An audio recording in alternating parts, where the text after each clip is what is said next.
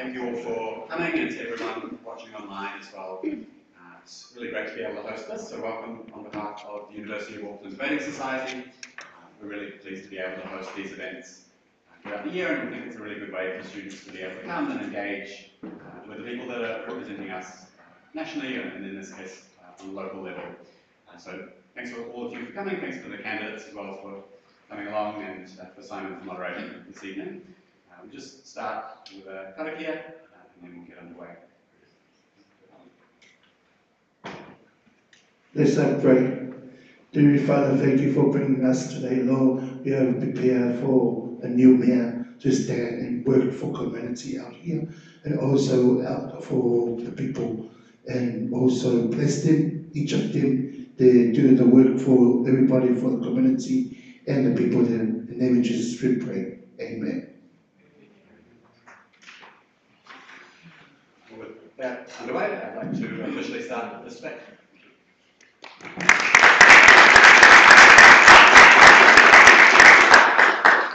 Hi, called Simon Wilson Takorigawa. I'm a senior writer at the New Zealand Herald, which, if you ask your grandparents, is a newspaper.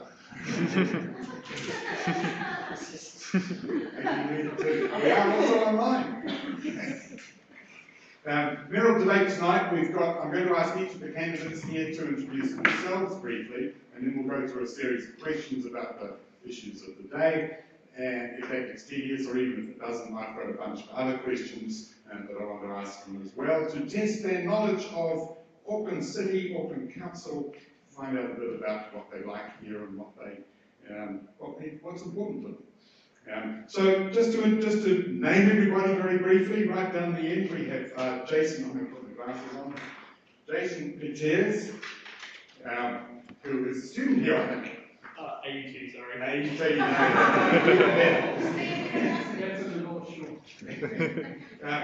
Next to him is Rob McNeil, and next to him is Brian Palsina. And then on this side of the central block, we have Ted Johnson, Eric Chua, Peter Waitman, and Karen Leone. Right, okay, so from the far end, I wonder if you could just briefly for us introduce yourselves and tell us why you are standing, and you have no more than a minute. Well, my name is Jason Peterson. I'm only 24 years old, a student here, well, there at AUT in the city campus. But my goal is to build a stronger foundation for us to move forward together. Because there's so many problems, so many housing issues, the cost of living making that worse. If we come together as a community and establish a stronger, green, healthy foundation for us to move forward, I believe that's the right way to do it. Thank you.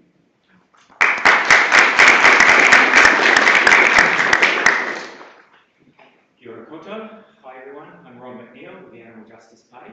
We're a new national political party. We ran 17 candidates just before the 2023 election.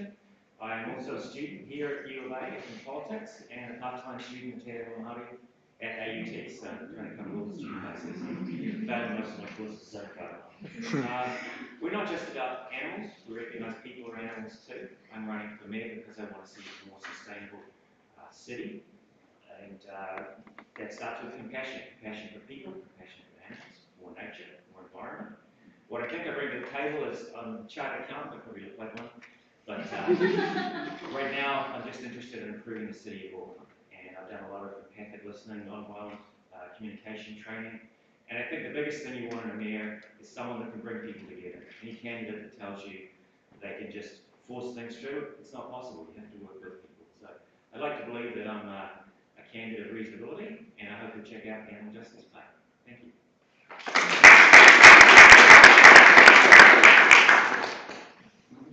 If you like. Is the one in the middle on? In the middle, yes. Yes. Hello? Okay. Hello. Hi. So, my name is Brian Palsina. I submitted a nomination for Mayor of Auckland, also in 2022. Born and raised in Freeman's Bay, closest suburb to the CBD. Was already a member of Kohimarama Yacht Club and then moved moved to Kohimarama at the age of 10. Consider myself from Kohimarama. I'm from Kohi. Fourth generation Kiwi on both sides. Father engineer, pneumatics and mechanical, servicing and whatnot. Myself, I'm a product developer, but owned and operated a number of about 4 small businesses around Kohi from the time I left school. Mission Bay Bike Hire, Street Smart Property Wash, water blasting, Mission Bay Water Sports, and now, now I do the product development. It's really my career thing. Hydrofoil boat stabilization and PPE and technologies and what have you. So, thank you.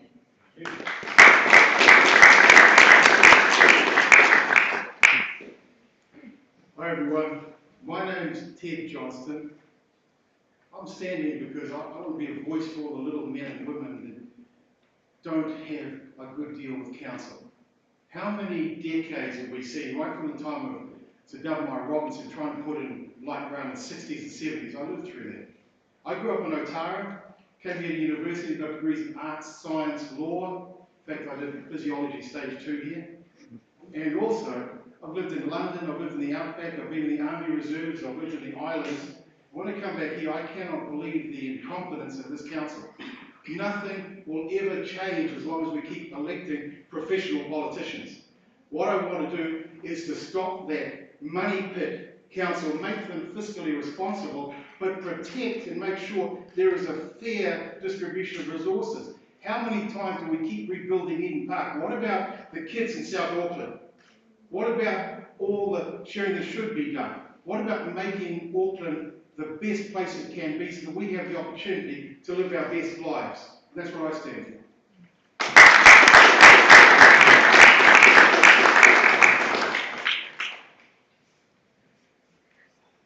Hi guys, I'm Dr. Eric Chor, and I was a former lecturer at Monash University in Australia and seconded to the Global Terrorism Research Centre, the famous one. So it was a very important thing for me to learn strategic analytics there to save lives. It's a kind of an interesting kind of work. And was also seconded to Australian Defence Intelligence, also for the same kind of work for about 4 years. So basically before that, on the ground level in New Zealand, I worked as an insurance broker, as a Telstra Clear, sales manager for Karori, Wellington. I've also worked as an assistant manager for City Development's telesales. On the phones, never use any of my degrees. I have 4, 2 law degrees, and a master's in sociology, and also another one in postgraduate in law, in New Zealand law. So I kind of have also a Bachelor of Arts honors from Politics and Public Policy from Waikato. In 2010, I was called by Dr. Robert Smith. Okay. Anyway, just to get the point is that basically we have a situation where we have 3 billion in debt in 3 years. We have had 9 billion in 3 years, which we have misused in council. And I'm going to lower rates and do something about it. I'm going to tell you more about this. Okay, thank you.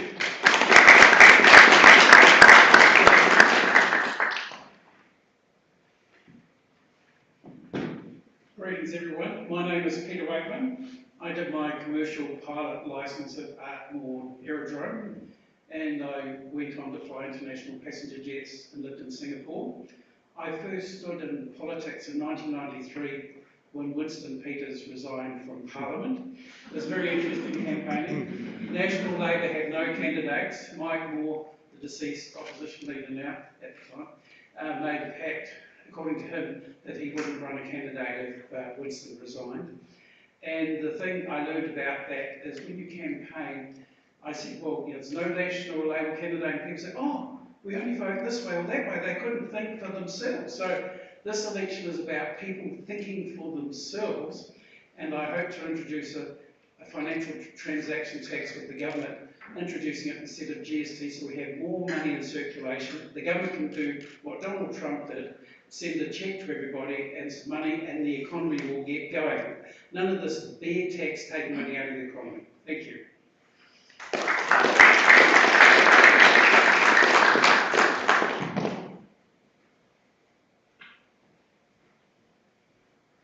Kia ora everyone. My name is Karen Leone. I'm very happy and just so proud to be here tonight at Auckland University. Thank you to everyone who's organised this event.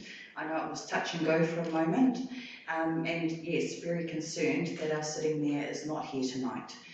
He should be accountable to Aucklanders and to the democracy of the future of our city. So in terms of my background, I have a degree and 2 masters. I did my first degree in social services and started my career in South Auckland, working with youth and working with our most vulnerable families out there.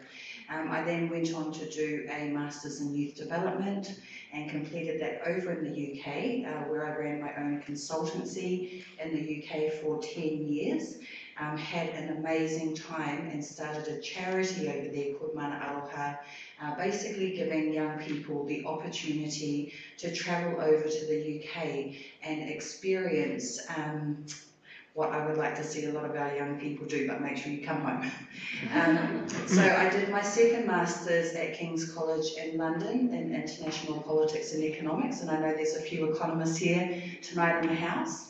Then came home and stood for my first role in local government. I was the Deputy Chair of the Waitemata Local Board, which is based in the central city area. Lived in an apartment with my twins, so have a huge advocate for density done well in our city. And then became the first Māori woman to become a elected ward councillor for the super city, for the faux ward, representing Avondale, Newland, Blockhouse Bay, Green Bay. I don't want to miss out anywhere because they're like, you've got to raise more. So look, it's been, so thank you very much, everyone.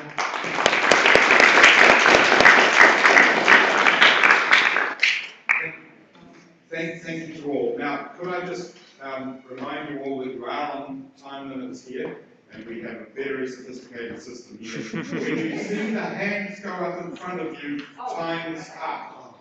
Okay, wrap it up, or he'll start shouting. No, you don't need to stop straight away, but wrap it up. Okay. Okay. Thank you. So, our first question is going to be about housing and development, and we're going to go down the line this way, starting with you, Karen. Some of you may know that the council now has before it a plan change proposal to introduce areas of 15-storey apartment buildings around some of the railway stations, 10-storey apartment buildings around others, 6-storey apartment buildings on a range of arterial roads. This is all part of the plan to make the city denser and allow for growth in population in the decades to come. So planning takes us ahead 30 years. It's also an instruction, the council is following an instruction from the government in this. And at the same time, if you've driven out of the city, you'll have noticed Greenfield, which is virgin land that hasn't been developed, is being developed in every direction around the city as well. So the question is, Karen, to start with you, what is your approach to housing, density, development? How should it be achieved, and what is the goal? If you don't go. Is that right? Yeah.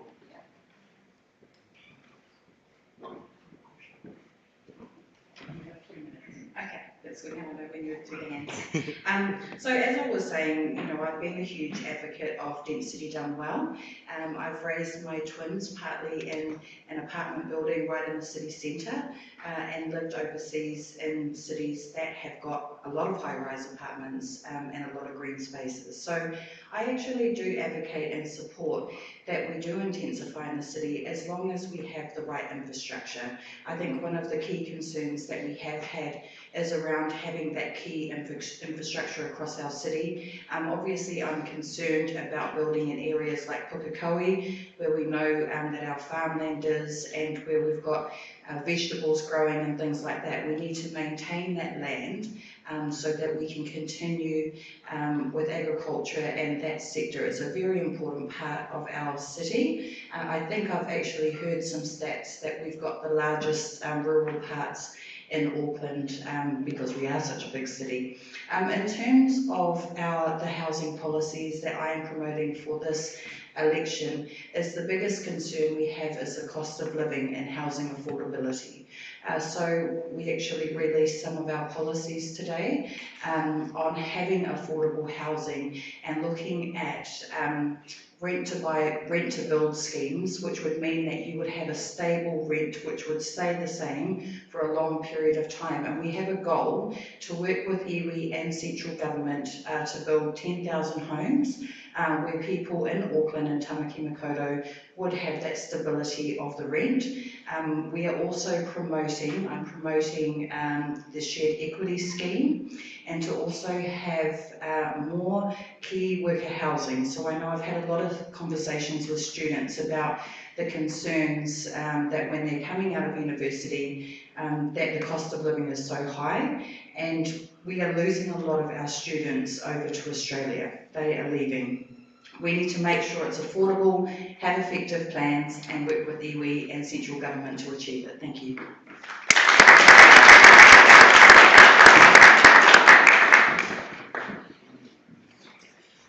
Sorry, I didn't introduce myself properly before. My name is Peter Wakeman. I'm standing for Mayor of both Christchurch and Auckland, so I can speak with authority for both islands with regard to the government addressing our financial cliff.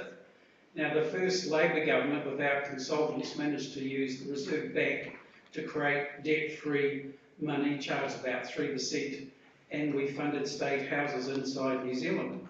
And then the current Labor government has no relevance to the former government of that time. Michael Joseph Savage, the Prime Minister who died in office. And the thing is all about the money, this idea of loading up people with student debt, rent-to-buy schemes, which the former candidate just spoke about. I just find it absolutely appalling. We've got to reduce our cost of living, and people living in cars on the street is just unacceptable. That needs to be the priority, rather than having conferences and all that sort of stuff. And when I lived in Singapore, and the government there funds housing for the poor, and they do it properly. They build proper apartment buildings, and those buildings do have green spaces around. But if you look at our mitch-potch, apartment buildings, all about consents and everything else like that, and I don't think it does justice to what you can do with, good central planning and finance to make it economically viable. My brother-in-law's been a property developer, and I've seen him do amazing deals from the former council buying land that had, affordable housing on it, and then it's subdivided to promote rich housing. So the people at the bottom end of the cliff don't really have cheap housing, and if you're an employer, you have to have staff that can afford to live. 15% GST and all that extra tax on our power bill and stuff is a cost of living crisis. So our city is becoming unsustainable. To live in a city is just not affordable. So Peter Wakeman, who represents both islands for me, thank you.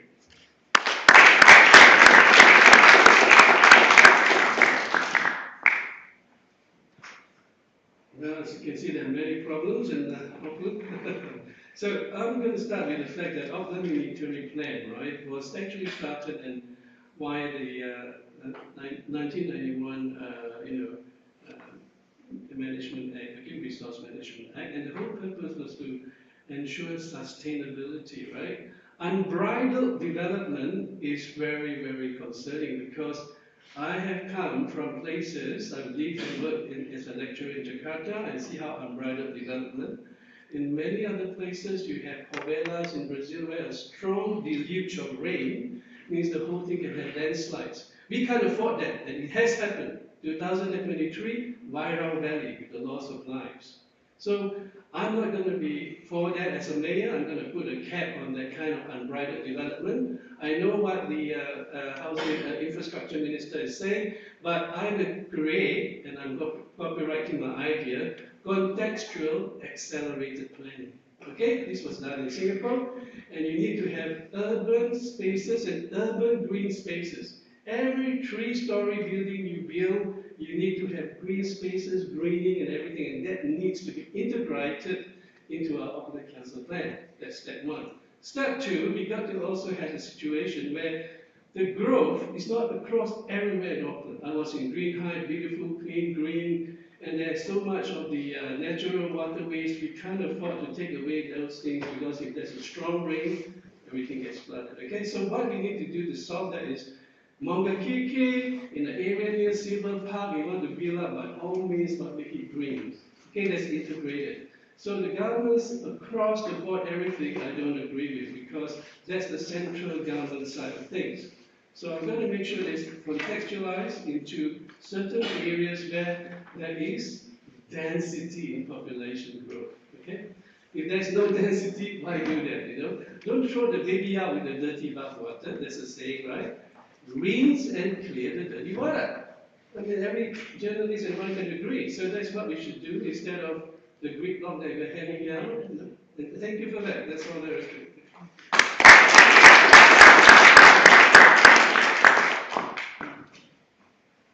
What's the most important thing people need? First three things: food, clothing, and shelter. You have to remember, these aren't houses, they're not blocks of gold, they are homes. The reason we've got a lot of destruction of communities is because, unlike when I was young, we lived in the same house for 30, 40, 50 years. Now, we have communities of gypsies because they're all renting. In South Auckland now, nobody can afford to buy a house. $1 million, no one has that salary. And also, what's happening? There are 20, 30,000 plus ghost homes that are empty here. People buy them and invest. We've got landlords as well. We need to force people to free up them. And land banking. Like they do in Canada, we can force the sale of some of these houses by increasing the rates and make it hard for them so we can free up those properties. It's about time we freed up those properties so people can use them. And also more building. Out at Drury, the council canned 5,000 homes because they didn't want to pay the infrastructure. Where I am, other ones aren't built and have sat there for years because no water, no infrastructure. They were paid to do infrastructure. Now it's about time council also looked at satellite towns like in other countries. So what we want to do is make sure that we don't just use up all the green spaces, and building these big 15 stories won't work near rail if no one will use it. So what we need to do is focus less on just the money and everything else, and focus on looking after the people of Auckland. And it's about time we got rid of all these professional politicians and started saying, what can we do to help people? Because that must always be the bottom line of what we do in council. Thank you.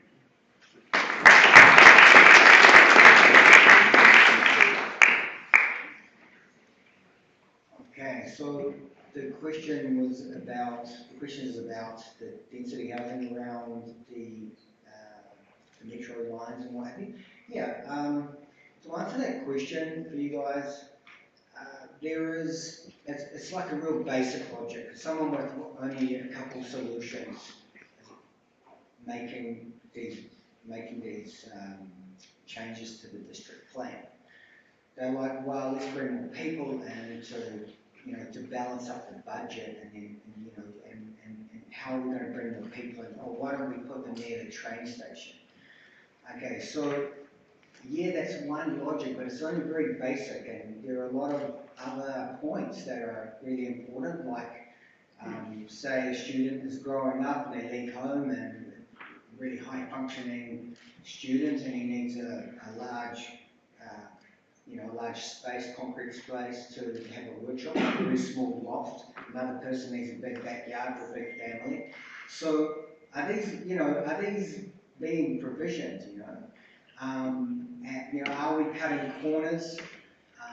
We also hear it at debate, so in some way I'm going to stand against, we're at a debate, right, so I'm going to stand against affordable housing, right? Okay? So, affordable housing, right, that's compromised housing, isn't it? It's compromised, it's affordable. When I'm product developing, as a product developer, when I create an appliance, like, okay, let's say a blender, or how do we make it cheaper? Okay, well, why don't we take out the power modulator and we'll take this out and take that out. Okay, and then you end up with one product that will, okay, blend some tomatoes, but, in terms of ice and a thick shake, I can't do that. So, we have to make quality, and I hope this answers, a question. We need leadership in a wider aspect. Thank you.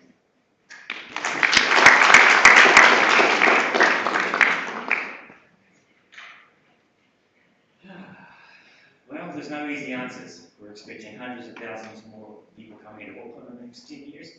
Excuse me, the city's not getting any bigger, and the waters are rising as well. So anyone that says they can fix that problem easily is selling you a monorail. We could use a monorail. I don't have all the answers. What I do have is an ability to build consensus. We've got, well, the student leaders, the doodles. We've got oodles of consultants working on these things. We've got experts, we've got staff. We just need to use best practices. We don't have to recreate the wheel. I live in Canada, and high-rises, when they're done right, they're great. We need green spaces in them and around them. We need much better planning. I live in the CBD now, and it's just a hodgepodge of shoddy apartment buildings, and that needs to be fixed. But mostly, what we need to do is we need to get together, define exactly what the problem is, and how we can fix it over time. It's a long-term project. We can't let development run rampant, but density done well, as one candidate said, is the way to go. There's no easy answer to this problem. We just have to work together in a compassionate way, look at all the issues, use best practices from around the world, and not recreate the wheel necessarily. And I'll leave it at that. Thank you.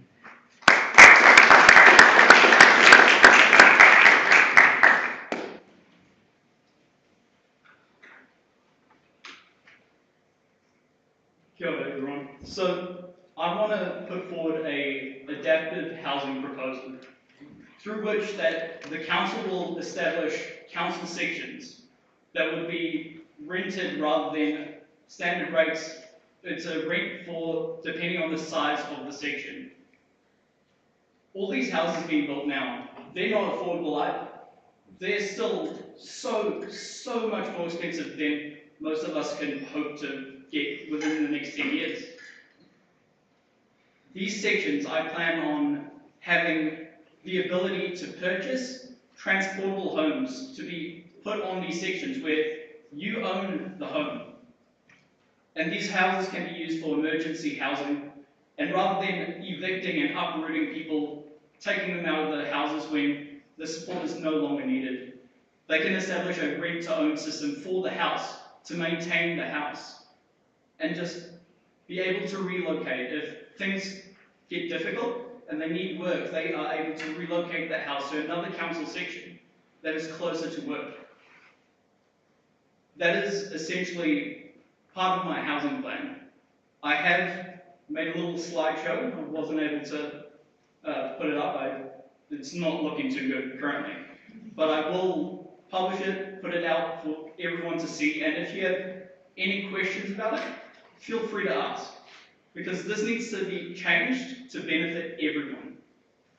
Thank you.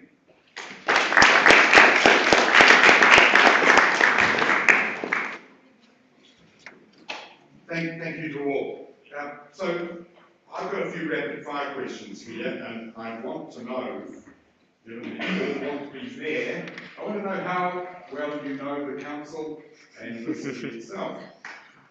So what I'm going to do is ask the question. If you know the answer, please stick your hand up. If you stick your hand up and get it wrong, we'll throw it open to anybody, or if you get it right, we'll move on to the next. The first one is, how big is the council's annual budget?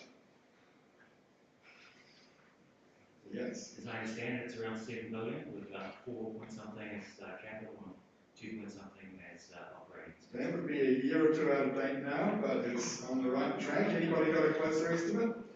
Ryan?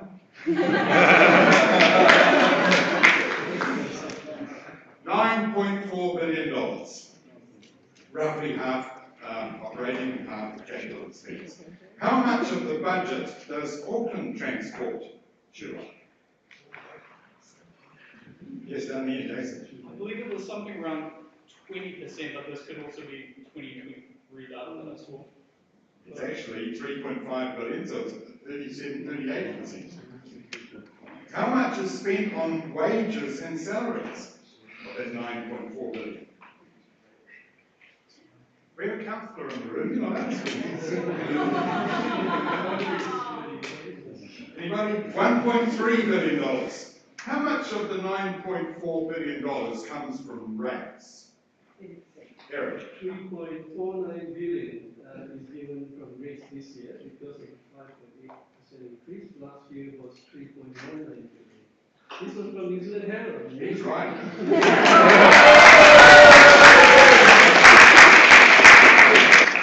The next question was going to be what's the average residential rate increase, but you answered that as well. Now, bonus point to Eric. How much debt does the council expect to have by the end of this financial year? Currently it's at 3 billion and heading up. No, it's much more than that. What was that? It's 15.6 billion. You're thinking of the extra money going forward. Yeah, 15.6. Okay. How many local boards are there? Thank you. How many councillors are there? 24 is wrong. Too many is debatable. Anybody? 20 is right. Is Pukekohe inside Auckland city limits? Yes. Yes, it is. Is Pokino? No is correct. Just on the other side of the Fontaines. What is the difference between Mangawhai and Mongawhai? Can you write that? Just to hear it. Mangawhai, M-A-N-G-A-T-W-H-A-I, and Mongawhai, M-A-U-N-G-A-W-H-A-U. Mangawhai and Mongawhai, where are they? What's the difference? Anybody? A manga is a mountain in Norway, and a manga is a harbour. Wrong. Monga is the mountain. Mong is So anybody know? Mongawhai is Mount Eden. Mangawhai heads, somebody said, just outside the northern city limits. Okay, it's a coastal town. Kaipatiki means feeding ground for flounder. What part of Auckland is represented by the, you can't answer this. What part of Auckland is represented by the Kaipatiki local board? Eric again. Not good. Not good. Northcote is right, bigger than Northcote though. The whole of the North Shore area to the west of the motorway. Yeah. Puketapapa means flat-topped hill. What's it more commonly known as? One Tree Hill is wrong. That's Mayoral. Puketapapa? It is a volcano on the Auckland Isthmus. You've got someone who knows here, but you're not standing. Puketapapa is Mount Russell. We're now going to a question on council spending. We're going to move along one, so Peter, you'll be the first to answer this with your 2 minutes at the microphone. We're talking about council spending. Councillors, candidates have pledged everything from rates caps, time controls on spending, spending where it matters and makes a difference. What is your approach to council finances? How will you balance accountability with the services Auckland needs? Thank you for the great question. Well, the thing is that it's uneconomically viable for everyone to go to a private bank to play Monopoly at home, just as uneconomically viable for charging every ratepayer and every user of something for debt servicing for the infrastructure requirements if we're going to have a population in Auckland of about 2-point-something million in the next so many years. So the government can create debt-free money, and they did that under the first Labour government to fund infrastructure like forestry and all that sort of stuff. At the moment, we borrowed off the private banks like the Federal Reserve, private banks in America. They own that, and we can borrow that, and we carry on borrowing it, and then we have to pay interest on money we borrow. And if we borrow from our own reserve bank that can be directed by our politicians to create money, it happened under the first Labour government, and the Reserve Bank refused to do that, and the Labour government of the day said, if you don't do that, you will be sacked. And I think our government really doesn't need a Reserve Bank, we need Treasury to direct things so we can financially do things, because infrastructure inflation is enormous, and if you do things quicker, it's a lot cheaper than waiting and waiting and waiting. And all these pledges that I won't increase the rates, well, if you don't spend the money while you've got it, it just gets so expensive. I was born in the same year, 1959, as the Harbour Bridge, and there was no provision for rail when that happened. And it's just sad that long-term plans, all these shortcuts, all these sort of big projects with central government wanting to do this or that, and council is just a passenger in my view, for the lobbyists that want this or that, and the people who actually need things for long-term planning, like Singapore, which is great at long-term planning. We don't see this. In the idea of people voting, when you have 60% of the people who don't vote, that shows how engaged our community is. So it starts with voting. Thank you. Thank you. Just before we go to Eric, just to remind you all that, as Ryan said before, it technically is a debate, so please feel free to use your speaking time to have a go at anything anyone else has said. The floor will be yours in turn, and you can do it. Eric. All right, I don't have an economics degree, so I've been a councillor for 3 years, and look, we are now $3 billion extra in debt. You know how much Auckland owes now? $14 billion in debt, net debt. And this year alone, we have raked in from ratepayers $3.49 billion alone, which public corporation just does nothing, doesn't produce any products, and gets $3.49 billion to spend. And yet they didn't spend within the budget, which is very concerning. Now, what is wrong with the spending situation is that it's about raising rates and spend, raising rates and spend. And actually the main objective is to look into transparency, accountability, and creating the necessary operating procedures to reduce the operating cost. Now, doesn't cut jobs away, because this is valuable resource. Just like someone said, Singapore, they have only one thing, human resource. They don't have agriculture, they don't have mining, they don't have any resource that we have. And yet now the currency is higher, and they have 1 trillion in savings. With the government at 1 trillion of everyone's savings, that's a lot. How did they do it? They did it because of human resource. So I'm going to retain every council worker, but I'm going to look into all the managers and CEOs and everything and say, where is the money going? Now, road cones, you won't believe how much did they spend on road cones from 2020 to 2025. Everybody has a clue? 1.3 billion. It's a lot of money, of which 600 million was because of road cones, $5 to $6 per road cone on her watch, which, what happened? They never collected. That's one, someone told me, I went to see it myself in the bus, 8 years. One cone is $5, 120 cones times 8 years, 14.4 million. So if I become a mayor, I'm going to do the due diligence and say, give us the money back. I'm going to talk to all the temporary traffic management companies and say, we want our money back. Okay? That's the first thing I have to do. And on top of that, I'm going to look into what Auckland Futures Fund is for. This is for the future of Auckland. But I'll tell you in the next one. Thank you.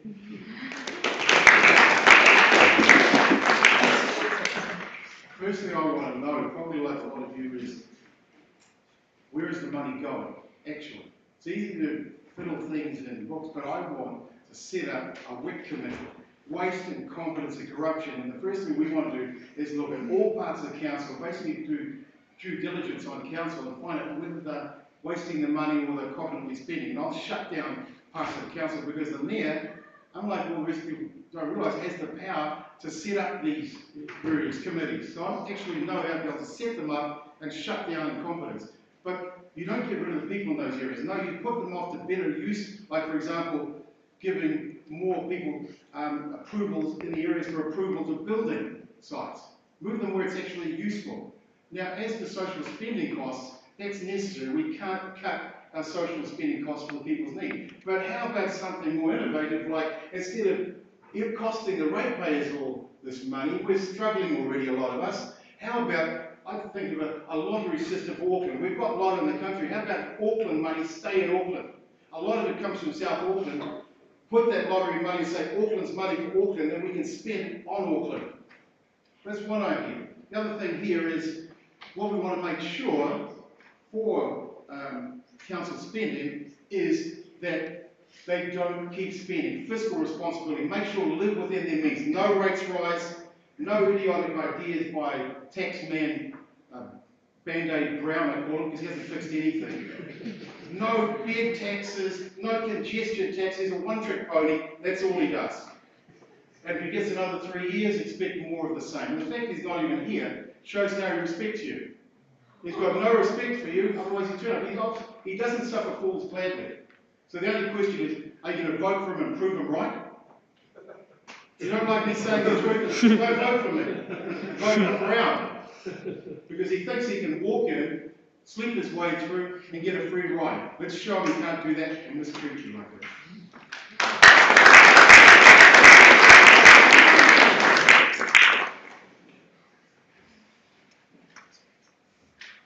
Okay, so Simon, you're saying I should disagree with somebody.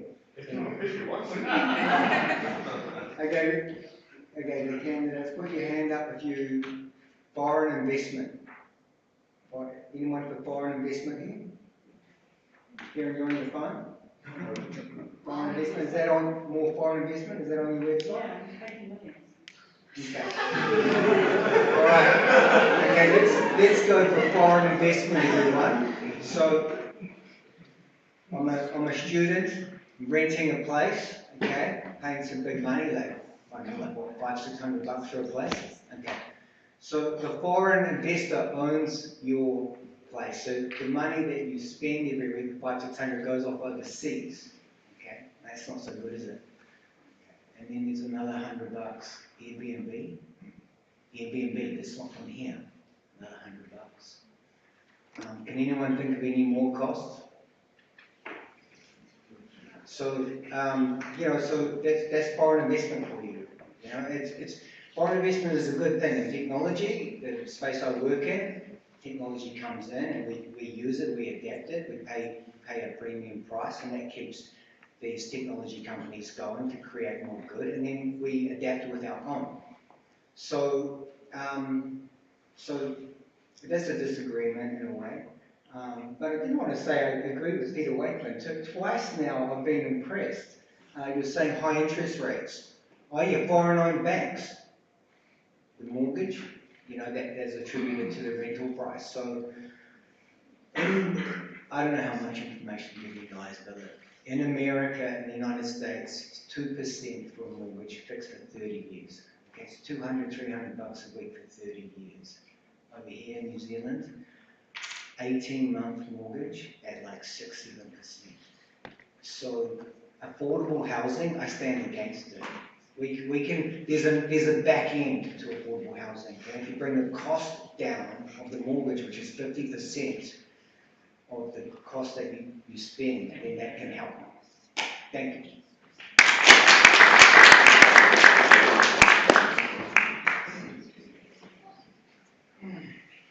So money, there's never enough of it. Council has to develop a way to live within its means, but it's a long-term project. We need to grow our local economy, obviously. It needs to start with a total inventory of where we're spending all the money and how we can do better. And again, working with council, working with experts to make sure that we're using the most of resources. We need to audit what we're spending. We need to account for every dollar. We need streamlined governance, look at the number and the pay rates of politicians over the long term. Personally, I'm happy to commit to donating 80% of my salary, which is a ridiculous $300,000 for a mayor, back to worthy causes. Nobody needs that much money. We should be here to serve, not to profit from it.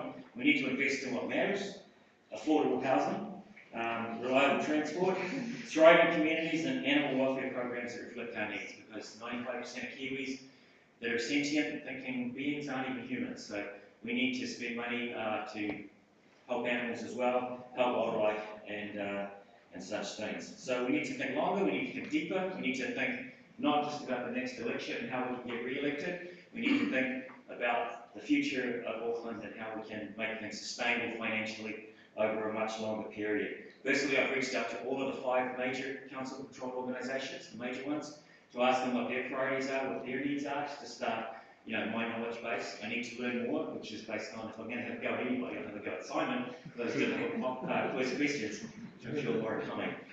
So I need to educate myself better. I don't have all the answers, but what I do have is the ability to get along with people, to empathically listen to what the needs are of the community and what the wishes and the opinions of other councillors and experts are, and find a consensus that can help us all. Thanks.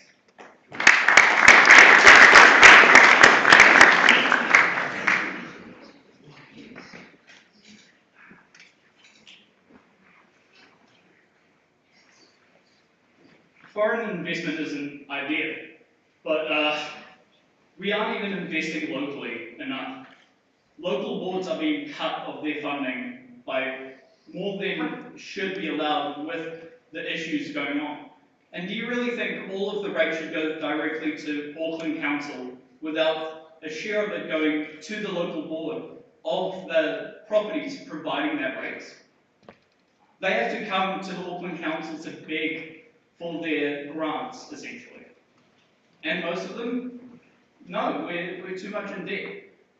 Part of that money should be immediately sent to the local government, local boards.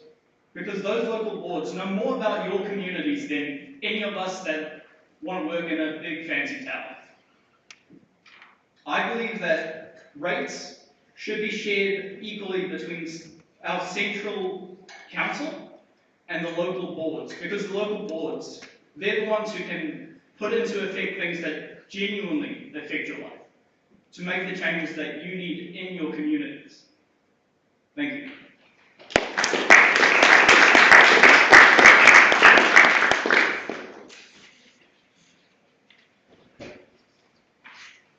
Okay, good everyone.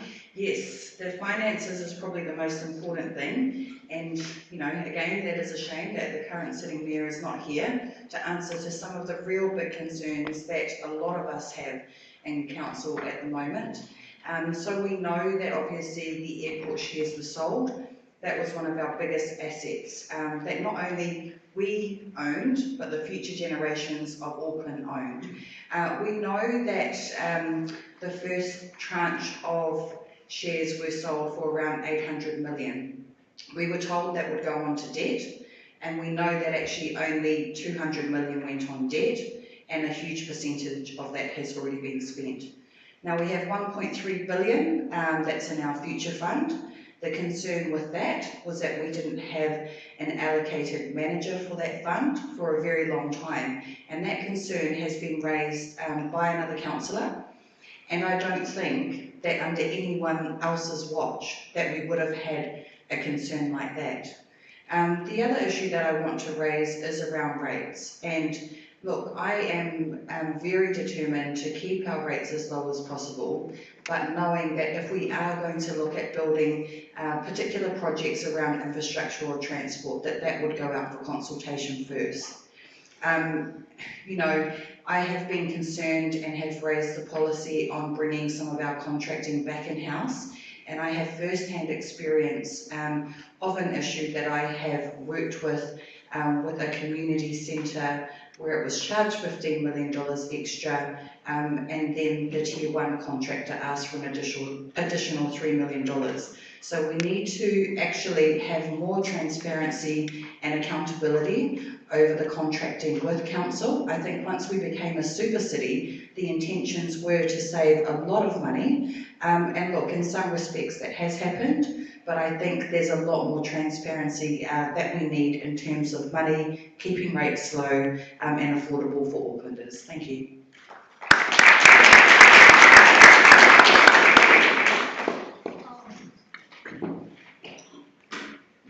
Thank you to all. Right, so we're now on to the second round of quickfire questions, and I'm going to start off with a couple of specific questions, picking up on one or two things that the candidates have said. This one's for you, Eric, and I'm just going to start off by saying that the answer is not $1.3 billion. How much is Auckland Council spending on road plans? Well, look, the temporary traffic management cost, right, is 778 million, stated by the infrastructure minister, Bishop. That's a national figure. Yeah, 778 from 2020 to 2023. So you extrapolate that to 2024 and 2025 on an average, right, it's about 500 million more spent. But my argument is that half of it is from the road fund charges. Okay, so according to the New Zealand Herald, and I'm going to say an expert source of truth on this, 145 million per year is still So it's not 500 million there. a tenth of what you sold us. Aaron, does the Auckland Future Fund have a fund manager or not? It does now. Thank you. To anybody, hand up please, what is the central interceptor? Down again, please. Is the central interceptor the storm pipeline, the large one being it's usually grown to deal with stormwater. Not stormwater, it's basically a sewage line. So it's a major new pipeline, started off under Philgoff, and has the tunnelling is now completed, that will radically improve the sewage system and controls on the Auckland business. What does CRL stand for? CRL, can you put your hand up? What does CATR, C-A-T-R, stand for? It's the Council's Climate Action Targeted Rate. What does it do? Pays for climate action, that's absolutely right. What sort of climate action? Anybody? Emissions. It pays for e-buses. We now have several hundred e-buses. It pays for walking and cycling. It pays for tree planting. It leverages government funding as well, because the council puts in some money, they get a lot more. That's right. What does, you can't answer this, what does LTP stand for? Long-term plan. Long-term plan is correct. There is a 10-year budget in the long-term plan. When will it be renewed? 2034. 10-year plan. So 2024 to 2034. So the 10-year plan is the council's big plan for what it's going to do and how it's going to spend money over the 10-year period.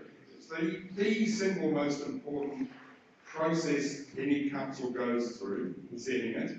Anybody know when it will next be set? Mayoral candidates? Is it, well, if it's a 10-year plan, then it must surely be perpetual. Running. It's actually not, that's not entirely wrong. It will be done next year. 10-year plan is renewed every 3 years in the first year of the new council.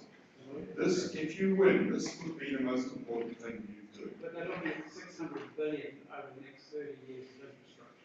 You need to be on top of what you want in your 10-year plan. Okay, Auckland Transport has a weekly public transport fare cap. What is it? Jason?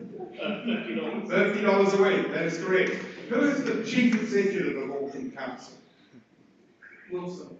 Wilson is right, Phil We're Wilson. good today. Who is the chief executive of Auckland Transport?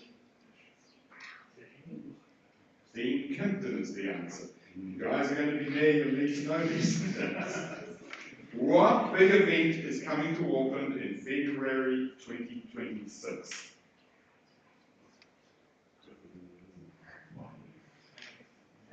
It's on the water. Yachting, that's not an event. What is it? Sail GP. What is the new name of the Britomart railway station?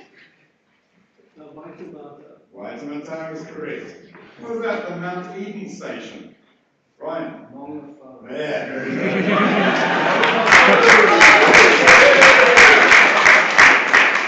Right, we are now going to transport, and I think we're ready to start with Eric.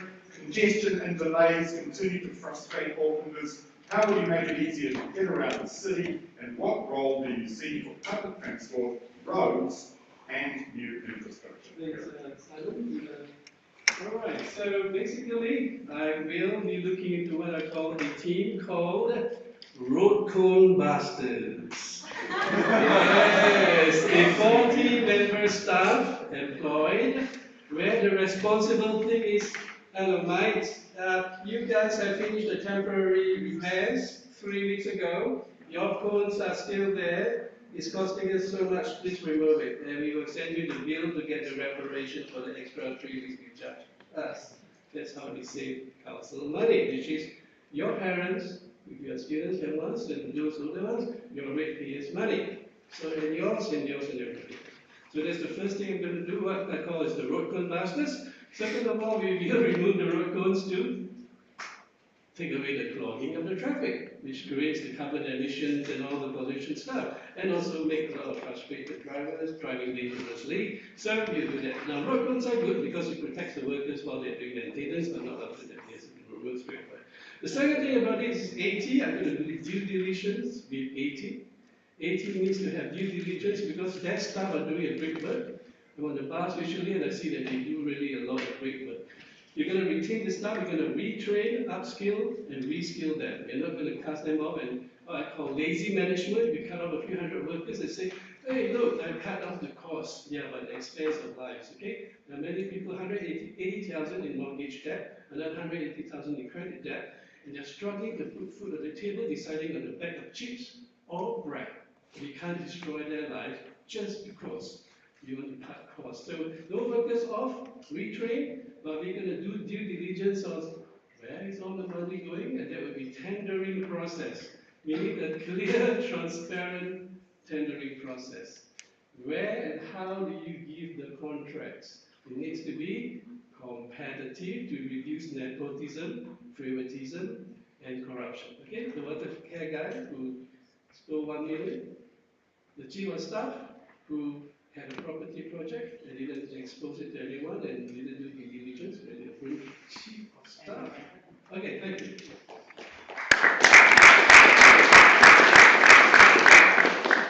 Congestion is strangling Auckland and its development. What we actually need is a proper rail system. We've got a third world rail transport system. And I took a look, I was down at Britomart and looked up at the list and looked okay until I realised that 2 of them were actually buses. And the other one at the airport, that was a bus too. So if you remove that misleading information, you find out we have still got the skeleton of a great system. What we have to do is connect the airport first. But we have these wasteful ideas from Brown and the rest. Last time, 14 billion to connect a show pony type link to the Britomart. It's only 7 kilometres from Punu. Build it first. Then we need a ring system around the city. We connect Sylvia Park to New Lynn. Suddenly we've got a ring rail we can use both ways around, like in London and other places. We need to connect the North Shore. We need to connect it through West Auckland and over that bridge. We need to connect from Manukau right through Howard in, and suddenly you can go anywhere in the city, like when I was living in London, anywhere in the city, and get where you want to be, because no one will use that system as long as it is incompetent, it's slow, it doesn't take you where you want to go, and it costs too much money. We need to look at building a proper rail transport system. Now, it's going to cost money. Last time they lampooned, I remember 2 elections ago, they lampooned Tamahiri for his idea of a big bridge. Except it's actually a good idea. Not only will it get us to the shore and bring the people across, get them off the road. All these ideas of bus lanes halves the number of lanes, doubles the congestion. Putting on trucks, I'd get the trucks off like they do in Australia during rush hour. You have to start clearing the roads of these things, because if you want the city moving again, and time limits. I've watched that thing, the build of the motorway at Papakura, it's sitting there for 3 or 4 years. Time limit penalties. There is no proper tendering. What we need to do is come down hard on that and build a proper system for once. In the memory of Sir Mayoral said, let's get the city moving again.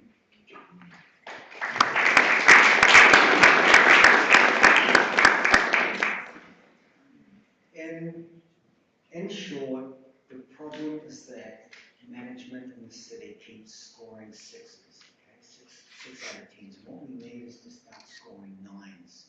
And in the 9 points, 9 point this, 9.3, 9.5, we need a really good performance.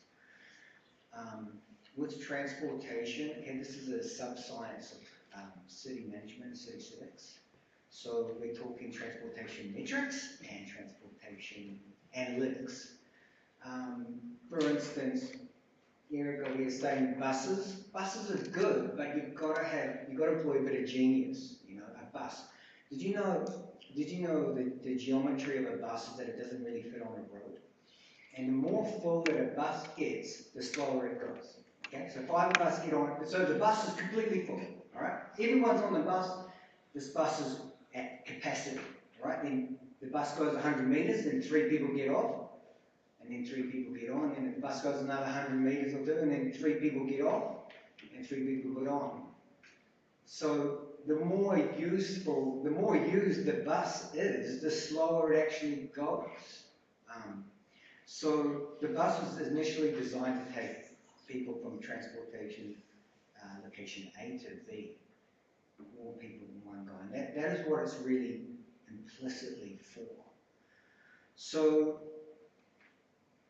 yeah, the bus, the bus has just got to be used, and, I don't want to blow my trumpet, but we need to be electing someone who has, and a field of people and a field of young experts that come up and absolutely start scoring nines in the transportation metrics, and that potentially means an alternative transportation for the city, okay?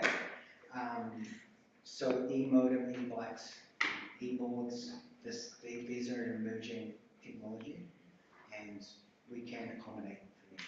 And you can check my website, you can see some videos. Thank you.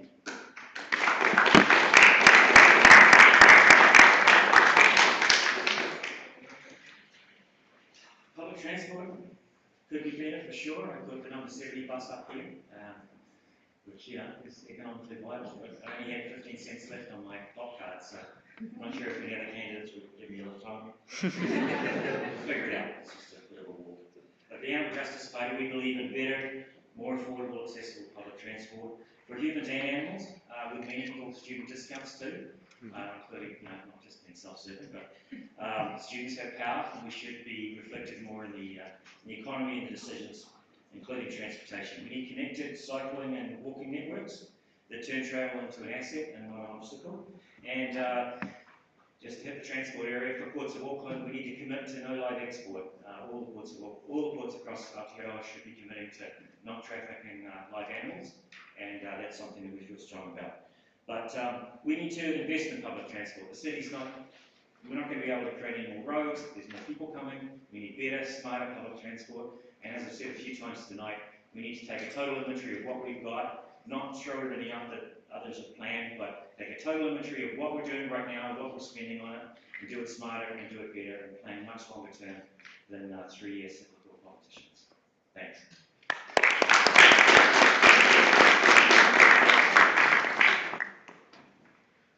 Just to avoid having to roll back and forth, I'll stand and do it from here.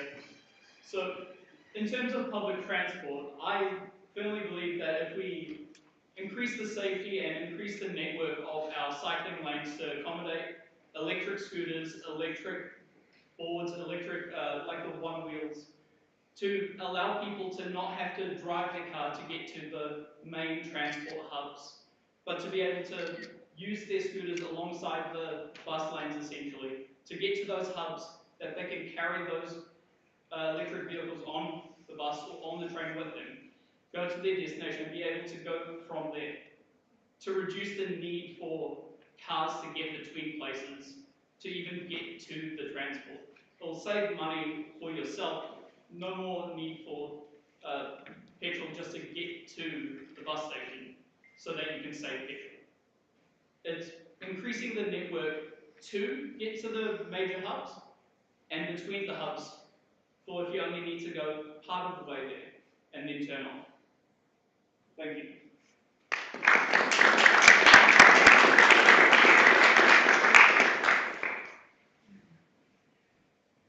Okay, I'm actually going to start with what I think Auckland Transport has done well. Because I think too often there's always so much negativity around what hasn't been done in our city, and actually there has been some great things. So the dedicated bus lanes have been really successful for our city, and we know that the examples of the dedicated bus lane over on the North Shore, we're in the process of one going for out west, and obviously the Eastern Busway as well as the busway to the airport.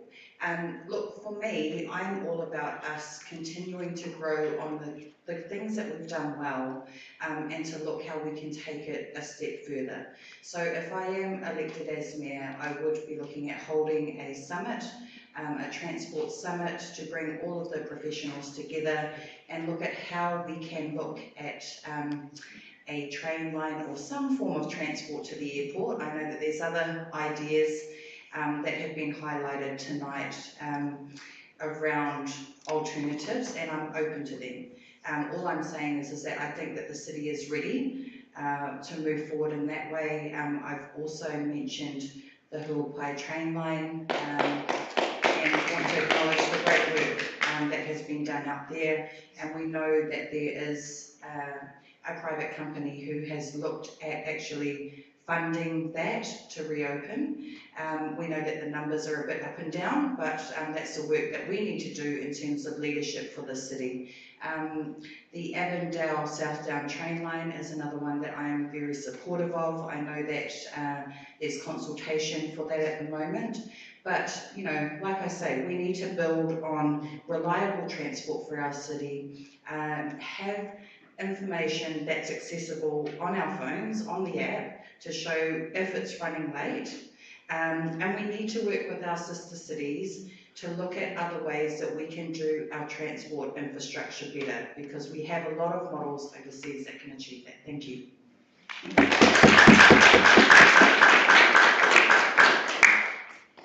Well, they don't tell you how they're going to pay for it, and Peter Wakeman believes you've got to have the government support to fund it. Otherwise, we spend all this money on interest, and we're not getting further ahead because everyone can't pay all the bills of the rates and everything else like that. Now, with transport, there's another way around it, of course, and that is people who have retirement villages. They discriminate against people who are under 70 or under 65 or whatever the case is, whereas young people need cheaper accommodation where they want to work. For instance, if you have a job in the North Shore and you live in South Auckland, the cost of getting to work is horrendous, not only in money, but also in time terms. So my proposal is to use industrial areas where appropriate to have more housing, so people who work in those areas can actually stay in those areas instead of having to spend all this time commuting.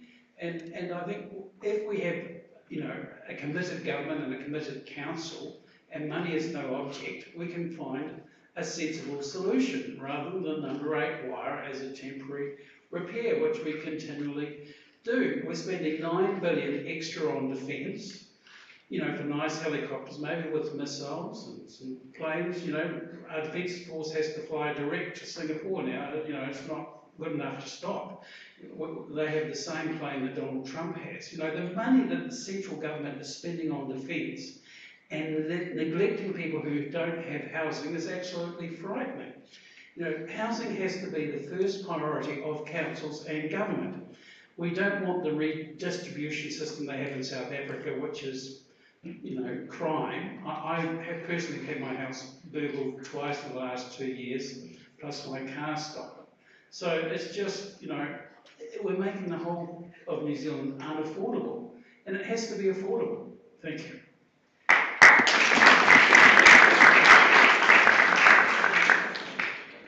Thank you, Peter. Okay, next round of quick-fire questions. Auckland has 3 main harbours. You want to know what they are? Ryan? Kaikoura, Manukau, and Watermelon. That is correct. Where is Hayman Park? Yeah, I think you must know it. It's in Manukau. It's next to the Manukau railway station. Where is Lloyd Elsmore Park? Lloyd Elsmore Park. It's not in Alice, it is not in Manukau. Anybody? Jason? Is that the one in Papakura, Takanini? It is. No, hang on. Papakura, no, sorry. Something else. Yeah. Not Papakura, but Takanini. Pakuranga. We all get it. Where is Lake Pupuki? Takapuna is correct. Takapuna, Milford. This is your city that you want to be in charge of, guys. Where is Pulanui? Yeah. Karen? Anybody? Yeah. Okay. Transport terms. What is at Pulanui? Main link. And Pulanui has a train line on the station and it also is an interchange for buses on a dedicated road to the airport. That is correct. You can catch the Pulanui bus from the airport to the Southern Line and get into the city that way. Where is Gulf Harbour? On the North Shore. Whereabouts on the North Shore? Upper Harbour, Whakaparai, yes, thank you. Where is Pine Harbour? Jason? Pine Harbour's over by Beachlands, out in the Eagle. Way out east, that's right. What is Te Taruke Tawhiri? Karen? Is it the climate action plan? Is it? Yes, it is. What is Te Committee Tanga? Karen, Te Committee Tanga? Sorry? Down to what is it? The square outside the bottom of Queen Street. That's correct. What is Okura? Karen again? The Independent Māori Statutory Board that advises the Council. What is making space for water? Jason? Increasing the reserves around waterways to protect and nurture the mangrove areas and fresh waterways. Yes, sort of. Karen? Yeah, so it is the Council's plan to, rather than rely on drains to get rid of all the stormwater, to create open areas, wetlands and parks, opening up streams where they can serve as natural reservoirs when it floods and hold the water, and then it seeps away again. This happens in Oakley Creek, it happens at Northcote, it happens in a number of parts of the city already, and it is proposed for other parts of the city. What is the name of the council organisation that calls itself a place-making agency? Eke Panuku. What percentage of, and placemaking means making your town centre a better place. What percentage of transport spending in Auckland goes on cycleways? 10%, anyone? 1% at a guess. 1%, did you say? 4? 1. It is 1. 1%. Despite the pass. What agency is in charge of the Auckland Harbour Bridge? Auckland Transport. Auckland Transport is wrong. Peter? It used to be called Waka Kotahi, and we now are meant to know it as the New Zealand Transport Agency. It is the government's transport agency. What? So the government is in charge of the Harbour Bridge, not the council, right? That's the point there. What agency is in charge of the railway lines? Kiwi Rail is correct, again, the government agency. So, what agency would get to decide if we have rail to the shore, as Ted proposed? Ted? It would be the transport agency. It would be the government working with the transport agency. Your point, I assume, Ted, is that council should be pressuring the government to do it. Yes, thank you. Right. Just a few quick questions on other issues that we're not really touching on this evening. Who's in favour of a waterfront stadium? Hand up? Nobody? Okay. Anybody? Sort of, Ted? Who would like to see more cycleways in the city? One here, one there. Sorry, Rob and Jason and Karen. Who would like to see car parks taken off arterial roads to make those roads more efficient? Karen? Jason? Who would like to see the speedway go as it is now planned to Waikaraka Park in Onehunga rather than be sent back to Western Springs? Who wants to see it go to Onehunga? Eric, thank you. You don't?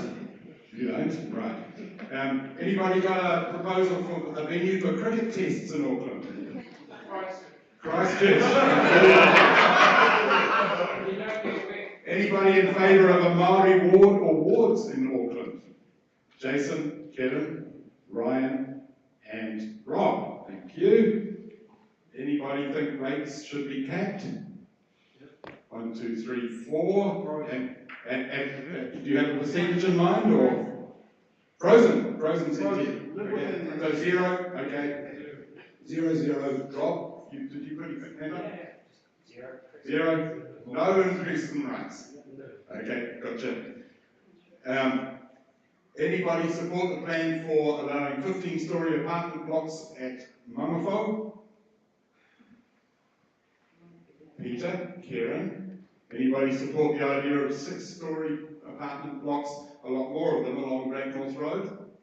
No. Peter, Karen, and Eric. Thank you. Anybody think that Takapuna Golf Course, instead of becoming a wetland under the Making Space for Water plan, should remain an 18-hole golf course? No. I think so. You want to keep, I think it should remain as the golf course, and I think that better intelligence should happen with the drainage of Mayoral Valley, which is the industrial area that suffers from the drainage problem. indeed it does. And if I told you that the drainage experts of Watercare after the 2023 floods said we could not have built a pipe big enough, would you still have that view? I think something intellectually can be done. I think a lot of the problem is the fact they've got them blocked. And then started blocking up and causing the problem. Because it soaks up water. Auckland hasn't encouraged runoff from roofs and people storing the water. Okay. And also building on the floodplains. Watercare's right that there's too much Come to that in a moment. Okay. There's been some mention of local boards having more power. Does anybody want to tell us anything that they think local boards should be able to do that they can't do now? Karen? More funding to go towards procurement and contracting for local. Can you put that into plain English? Contracting what? Contracting for parks, contracting for upgrades on roads. So local boards are already in charge of local parks. You're suggesting No, but the contract for cleaning up the parks and the main so roads. they should be issuing the contracts. Not necessarily issuing, but it should be localised contracting, which can be with parks. You mean local contractors? Yes. Okay. You know, I think a devolution of some power from council. To do what then? To do what? Do things like we were at the birds or whatever, the ecological thing the other day, and they had these areas that could be used for sanctuaries, for other things, but they don't have the power or the funds for it. How about giving more power down to those little areas so they can do these things without having to get everything cleared by the politicians up the top? So at the moment now, with major regional parks and with dog parks are government, regional parks are controlled by the council, but the local parks, there's nothing to stop the local board turning your local park Except for funding, into a because we know they don't get the money. So more money will be able to do. Okay, Okay, do thank what they you. want to do. We actually see it to do more actions. This may be our last big round question, and it's about water and infrastructure and climate change. It is going to become, according to the council proposals now, harder to build on floodplains, at-risk areas in the coastal settlements, and also other low-lying areas will be, it'll become much more difficult.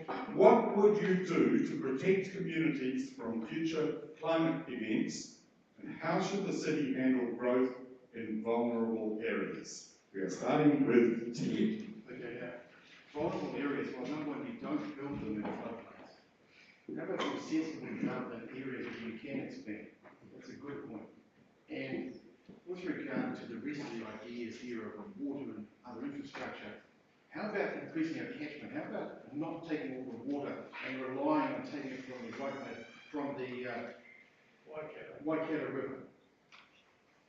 What we really need here is to stop, also look at water care. You know, when they set up water care, the first thing they did was double the rates, because they say, we gave you water, now we're also charging for taking away. I want to see whether we need to shut down water care, just like we need to actually ask the government to shut down these little banded kingdoms, AT and the rest of the CCOs, because how can we function properly when half of our resources, or a large portion of resources, are controlled by these little independent organisations? We must have all of our resources under our control so we have the scale to be able to take action and also keep ask for our GST back. Let that money stay in Auckland. We are the main gateway to the world here. It's about time Auckland was treated like that. And even, for example, my idea of that bridge. Turn that into the Azure Arch. Make people come here. Tourism. Come here like I went to San Francisco. I wanted to walk the Golden Gate Bridge. Come to the Azure Arch. Look at Auckland. We want to make it the best it can be. And as for water, how about cutting down on all these people, these CEOs with their giant salaries? Let them, if they want private sector levels, then go to the private sector. No golden handshakes. So I say here, with regard to water, we have to also look at expanding out to satellite areas, like I've said. Thank you. This is the last round. I'm going to do some fact checking here. I'm sorry. Instead of taking all our water from the Waikato River, 18.9% of Auckland's water comes I from the didn't say all Waikato of River. it, I said stop taking it. Stop taking that 80%. Yes, because we should be relying on building catchment. When was the last time they made major catchment increases? All they're focusing on is basically use what we've got and not get much more from the Waikato River. And in fact, the Waikato River people complain all the time, why are you taking all that water? And as a Maori, I would have expected that you would stand up for them as well and say, why are you taking this water that is their precious taonga or whatever there and wasting it, throwing it over here? So with regard to that, no, we do need to increase our own cap and stop being reliant on just basically. But you will know that the Waikato River water is run by a co-governance agency, and it Doesn't is matter sold, who it's run by. sold to, Doesn't matter if it's run by Sol. they sell it to Auckland. What about 80% of our water comes from dams. 80% live within our means, use our own resources. Okay. Eric. Okay, Hang on, it's not you. It's not you. It's still going that way, you're going to get the last word, okay? Ryan, it's you. Okay, just getting back to what Bob said here, animal justice, so put on your live animal export is not the best situation. What about whole animal export? What about freeze the whole animal and send it off overseas? You can, save some money doing it. I mean, who would put hay in a boat and then build the boat?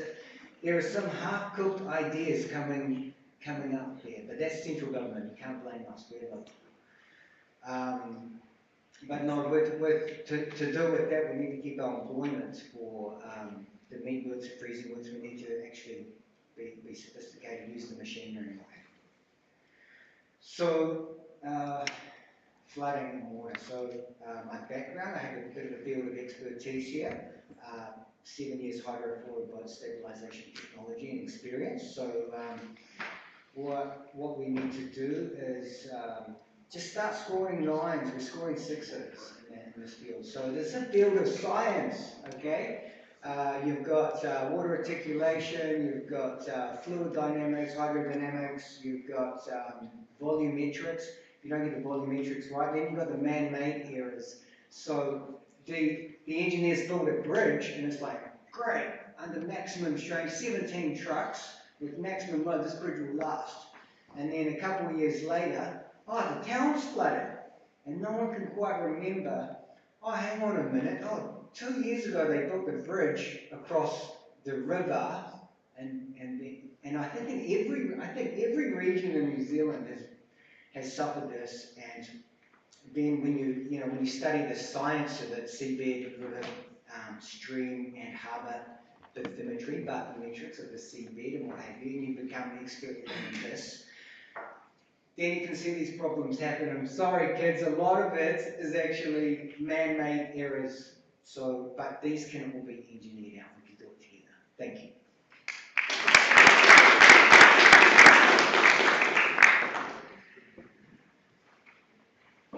Try to keep to water infrastructure, but I am pleased to see that Ryan's close to light export. That is encouraging. Look, water, we're mostly made of water, and we need to drink water. We need to be healthy. You can't separate human health and the quality of our water. And although we have water monitoring, often we can't even swim our beaches because of the contamination. So no easy fixes, long-term solution, massively expensive, but it's never going to get any cheaper than focusing on long-term solutions to improve the quality of water for the humans that swim in it, for the people that drink it, and also for the animals that live in it. So fish are much abused. Imagine being a poor fish up there just getting dumped on by literally dumped. It's not ideal. So better quality of water monitoring, ecosystem restoration, treating biodiversity as infrastructure. We just need better water all around, and we can't compromise on this. The more we delay, the more we invite disaster. But as has been evidenced through the pop quizzes, I do not have all the answers. I have not swatted up. Nobody's paying me to do that yet. What I will bring to the table is consensus building, is listening, empathically listening, taking a close inventory of what we're doing and what we're spending our money on, and tackling these problems one by one, again, with a much longer view than our current political cycles allow. I'll leave it at that. Thank you.